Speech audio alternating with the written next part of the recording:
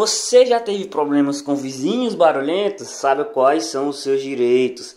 Para começar, essa perturbação do sossego é considerada uma contravenção penal e está prevista lá no artigo 42 da Lei de Contravenções Penais. Perturbar alguém no trabalho ou sossego alheio com gritaria, algazarra, exercendo a profissão incômoda ou ruidosa em desacordo com as prescrições legais, abusando de instrumentos sonoros ou sinais acústicos e provocando ou não procurando impedir barulho produzido por animal de que tenha guarda.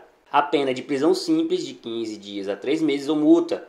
Vale destacar que cada município pode ter leis próprias que irão especificar os decibéis máximos permitidos em cada zona da cidade.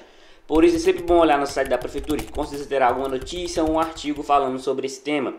Uma consulta à legislação municipal também é de grande ajuda, pois esse assunto não é algo regulamentado de forma geral.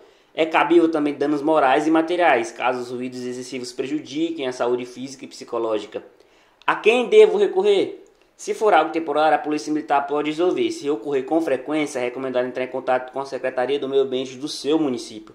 Cada município vai tratar de forma diferente esse assunto, mas é comum sempre haver um número para reclamar, que provavelmente não vai funcionar de noite, que normalmente é o horário que ocorrem essas situações, ou você pode registrar uma denúncia presencialmente nessa secretaria.